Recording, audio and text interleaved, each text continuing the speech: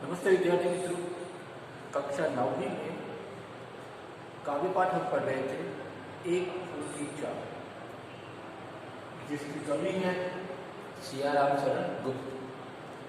दोस्तों, हमारे भारतीय समाज में कई सारे ऐसे दूषण हैं जो सदियों से चले आ रहे हैं। कुरीतियाँ, कुरिवाज, अंधश्रद्धाएँ, बहुत सारे ऐसे जो हम बोल सकते हैं कि वो हमारे समाज के लिए कलंक है, जो सदियों से चले आ रहे हैं। न जाने कब वो दूर होगा। इन सारे दूषणों में, इन सारे कलंकों में से एक है छुआछूत। छुआछूत एक ऐसा कलंक है, एक ऐसा दूषण है कि जिसकी वजह से कई सारी जिंदगियां जो है वो बर्बाद हो जाती हैं। ऐसे दूषण को अपनी कविता का मुख्य विषय बना करके सियाराम शरण गुप्त जी ने समाज के सामने एक उदाहरण पेश किया है कि जो लोग नहीं जानते हैं छुआछूत के बारे में, और जानते भी हैं तो नज़रअंदाज करते हैं कि अगर कोई छुआछूत का शिकार बनता भी है तो हमें क्या। पर सही में जागृति की जरूरत है, लोगों को जागरूक होने की जरूरत है कि ऐसा अगर हम कहीं देखते हैं तो उसे ना होने दें, या फिर हम भी उसके शिकार ना बने।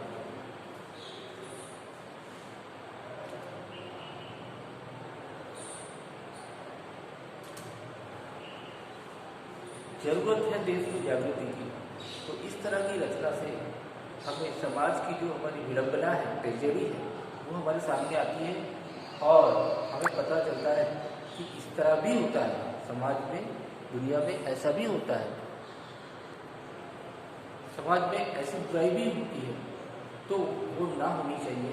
इसी आधार पर, इसी लक्ष्य को ध्यान में रख करके कविता रची गई है, जिसमें हमने देखा कि एक जो अछूत है, गरीब है, अपनी बेटी की इच्छा पूरी नहीं कर पाता, जो अंतिम इच्छा है। दोस्तों, हमने इस कविता में अभी तक जो देखा वो आपसे बात करूं, उसके बाद हम आगे बढ़ते हैं। अभी तक हमने ये देखा कि गांव में महामारी का मातम छाया हुआ है। कई लोग मर रहे हैं, जिस तरह से अभी कोरोना की बीमारी से लोग मर रहे हैं।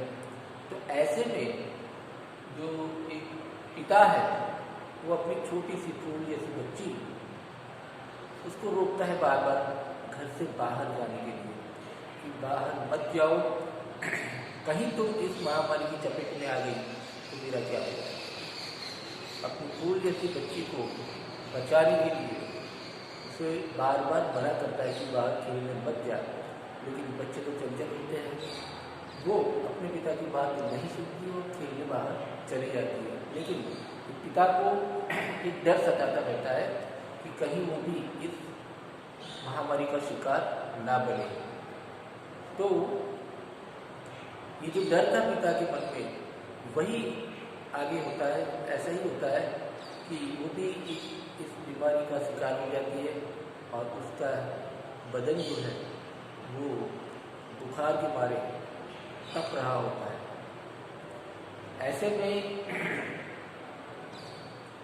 पिता सोचता है कि इसके लिए मैं क्या करूं, क्या इलाज करूं। और ऐसे में जो लड़की जो है वो समझ जाती है कि, तो वो डर जाती है कि अब शायद वो जिंदा नहीं रह पाएगी। तो वो एक अंतिम इच्छा अपने पिता से जाहिर करती है और कहती है कि मुझे देवी माँ का प्रसाद के रूप में एक फूल ला करके दो। उसे और कोई बड़ी ख्वाहिश नहीं है और कोई बड़ी इच्छा नहीं है, बस देवी माँ का एक फूल चाहिए प्रसाद के रूप में। पिता सोचता रहता है, सोचते सोचते कि इसके लिए क्या उपाय करें, तो किस तरह से बचा लिया जाए। तो ऐसे में सुबह से कब दोपहर हुई और कब शाम हुई पता भी नहीं चला, और अंधकार छा जाता है, अंधेरा छा जाता है। पिता को लगता है कि जैसे मेरी नन्ही सी मासूम बच्ची को जैसे शिकार करने निगल जाने के लिए ये अंधकार आया हो, ऐसा लगता है। आकाश में जो तारे टिमटिमा रहे हैं वो भी ऐसा लगता है कि जैसे अंगारे हैं। तो पिता काफ़ी डरता है, घबराता है, सोचता रहता है क्या करें। आखिर में एक बार फिर से वो अपनी बेटी को उकसाकर पूछना चाहता है कि वो कुछ बोले, लेकिन उसके सारे अवयव हैं शरीर के ऑर्गन्स वो सब ठंडे हो जाते हैं, कुछ नहीं बोलती। पिता सोचता है कि एक मिनट के लिए चुप नहीं रहने वाली, स्थिर नहीं रहने वाली, इतनी चंचल लड़की क्यों उठ करके मुझे फिर से पूछ नहीं रही है, फिर से बोल नहीं रही है, देवी माँ का प्रसाद फूल लेकर के आओ ऐसा करके, पर वो नहीं बोल रही है। आखिर में पिता जो है उसकी इच्छा पूरी करने के लिए मंदिर जाता है। वो उसे पता है कि वो अछूत है, तो मंदिर जाना उसके लिए प्रतिबंधित है, लेकिन फिर भी अपनी बेटी की इच्छा की खातिर वो मंदिर जाता है। मंदिर जाता है, मंदिर जाकर वहाँ से महाप्रसाद वगैरह देता है। वहाँ से पुजारी जब वापस उसको प्रसाद देना होता है तो वो फूल देता है, बाद में प्रसाद देने के लिए जाता है। तो ऐसे में ये जो अछूत है उसको तो फिक्र सिर्फ फूल की है, तो फूल लेकर के वो वापस निकल जाता है, जबकि उसको प्रसाद भी लेना होता है। तो यहाँ पुजारी है वो समझ जाता है कि ये अच्छे कपड़े पहने हुए ये आया हुआ कोई और नहीं, ये अछूत है। तो चिल्ला कर कहता है कि पकड़ो इस अछूत को, ये कैसे अंदर आ गया।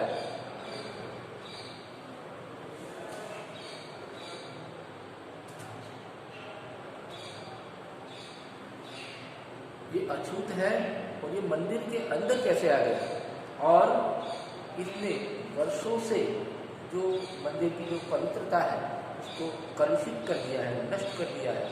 तो पकड़ो उसे। सब लोग उसे पकड़ते हैं। तब आखिरी बार जो हमने देखा था, तब पिता कहता है कि मेरा कलुष कहाँ बड़ा है, इतनी बड़ी देवी माँ के आगे मैं क्या अपवित्र कर सकता हूँ उनका। तो लेकिन भीड़ जो है वो उनको घेर लेती है, मारने को तैयार होती है। आगे देखते हैं क्या होता है।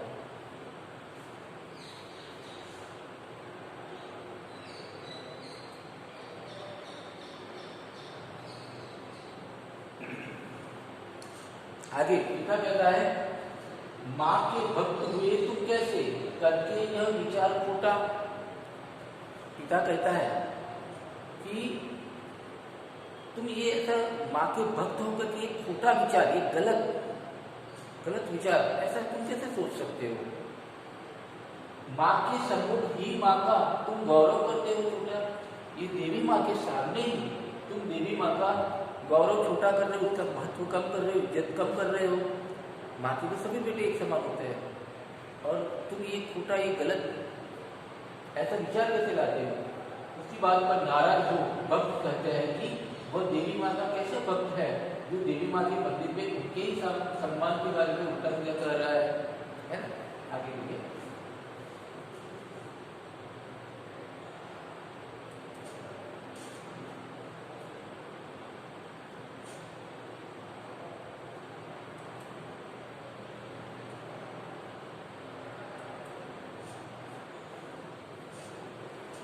आगे इस अछूत की एक पिता की क्या हालत होती है कि कुछ न सुना, भक्तों ने झट से मुझे घेर कर पकड़ लिया, मार मार कर उनके धुन से नीचे गिरा दिया। इस पर मंदिर के पुजारी और अन्य लोग उसे थप्पड़ मुक्कों से पीट देते हैं, कुछ नहीं सुनते, बस घुसे और उनके मार करके उसको नीचे गिरा देते हैं।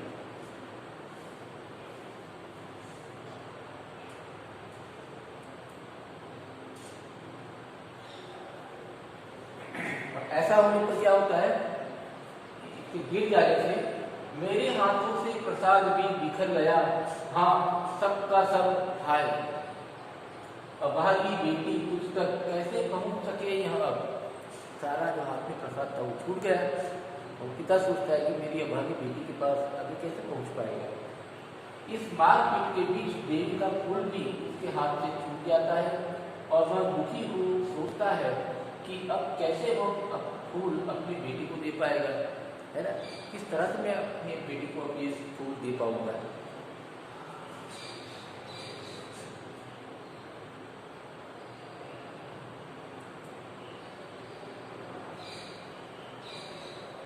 न्यायालय ले गए मुझे ये 7 दिवस का दंड विधान। न्यायालय यानी कोर्ट में ले गए और 7 दिन का उनको दंड विधान मिला, यानी पनिशमेंट मिली। मुझको हुआ था मुझसे देवी का महान अपमान।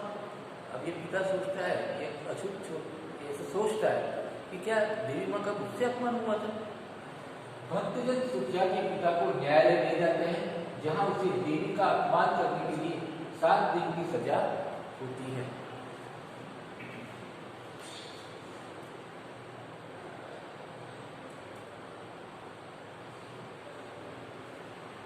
अब जो गरीब होते हैं, अछूत होते हैं, किस तरह से अपने खिलाफ जो ऐसी गलत बात हो रही है उसका सामना भी नहीं कर सकते, उसका चित्रण है यहाँ पर कि मैंने स्वीकृत किया दंड व शीश झुकाकर चुप ही रहे। ऐसी मानसिकता हो जाती है आर्थिक और सामाजिक हर तरह से कि ये लोग जो अछूत है या गरीब है वो सामने कुछ बोल भी नहीं सकते, अपने खिलाफ जो भी साजिश हो रही है उसके सामने मुंह खोल करके वो आवाज़ भी नहीं लगा सकते, क्योंकि कोई सुनने वाला नहीं है।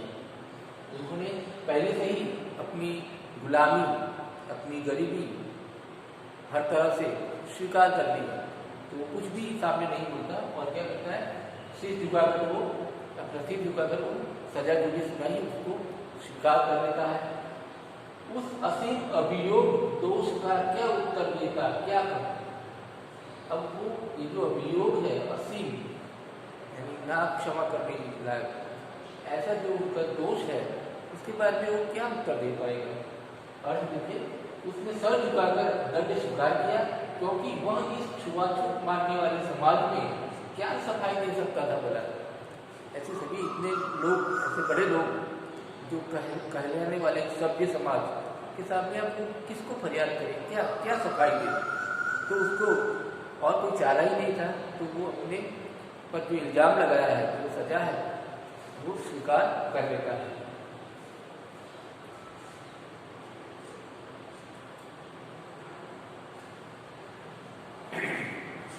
सात रोज ही रहा जेल में, या कि वहां सदिया बीती। 7 दिन ये जो है जेल में रहता है तो उसको ऐसे लगता है जैसे 7 सदियां बीत गई। अविश्रांत वर्षा करके भी आंखें कहीं नहीं बीती। अविश्रांत यानी बिना आराम के, बिना रुके उनकी आंखें जो है सामने बहती ही रही। उसके आंख से आंसू तनिक भी नहीं रुके, बस सतत वो रोता ही रहा, क्योंकि पिता यह नहीं समझ पाता कि उसने जेल में 7 दिन बिताए या कई सदियां। पुत्री के वियोग में लगातार रोने पर भी उसके आंसू नहीं खत्म हुए, लगातार रो रहा, क्योंकि एक तो बीमार बेटी और ऊपर से उसे उसकी जो है उपचार करना है, उसका उपाय करना है, वो तो दूर, देवी माँ का फूल देना है वो भी दूर रहा, उसे मिलने को भी वो नहीं जा सकता। तो इसलिए वो अपनी बेटी के वियोग में लगातार रोता ही रहता है।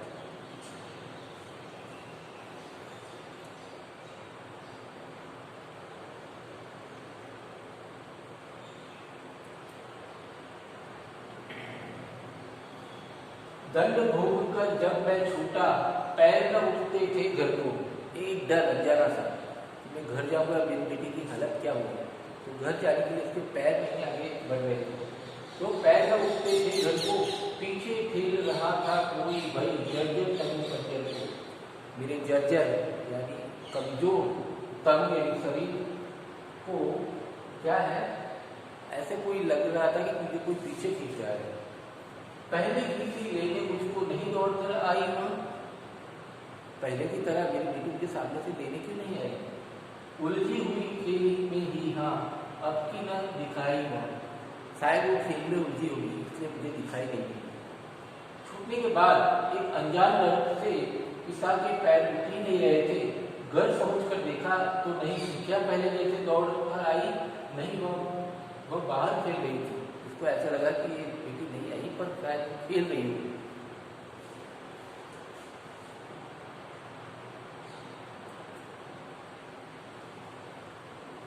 मैंने उसे देखने मरघट को ही गया दौड़ता हुआ वहां, मरघट यानी श्मशान। मेरे परिचित बंधु प्रथम ही फूक चुके थे इसे जहां। अब मैं श्मशान गया, वहां पर मैंने देखा तो मेरे परिचित जो पहचान वाले जो है भाई, वो सब लोगों ने क्या उसको फूक दिया था, अर्थात उसका अग्नि संस्कार कर दिया था। वह दौड़कर श्मशान पहुंचा पर उसके परिचितों ने पहले ही सुखिया का अंतिम संस्कार कर दिया था।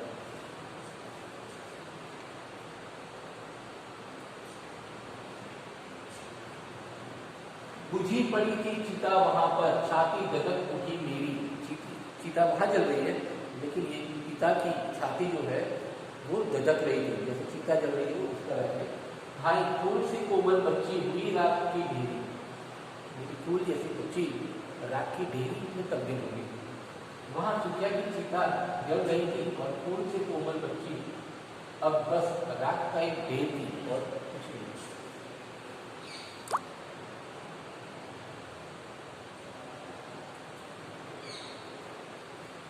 अंतिम बार गोद में बेटी तुझको ले न सका मैं, हाँ एक फूल माँ का प्रसाद भी तुझको दे न सका मैं, हाँ।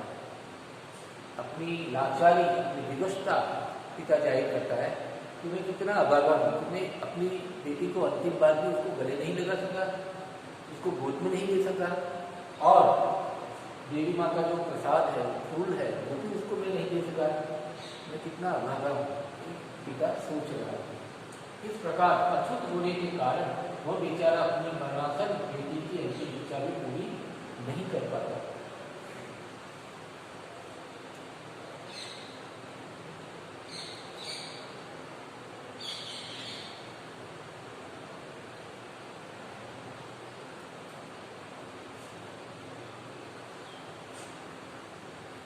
तो दोस्तों यहाँ तक है, हमने अभी तक देखा इस पूरी कविता का एक ही मॉरल है, एक ही सार है कि एक पिता जो अछूत होने के कारण अपनी बेटी का इलाज भी नहीं कर सका, न उसकी अंतिम इच्छा जो थी वो भी पूरी कर सका। तो ये हालत है हमारे देश के समाज की, देश के समाज में, भारतीय समाज में एक अछूतों की व्यथा क्या है, पीड़ा क्या है, इसका यहाँ पर सियाराम शरण गुप्त जी ने, कवि जी ने बहुत अच्छे तरीके से हमारे सामने प्रस्तुत किया है। दोस्तों, आप ये सारा जो भावार्थ है जो हमने चर्चा की, वो सब आप लोग अपनी नोटबुक में लिखें। अगले वीडियो में हम प्रश्नोत्तर की चर्चा करेंगे। धन्यवाद।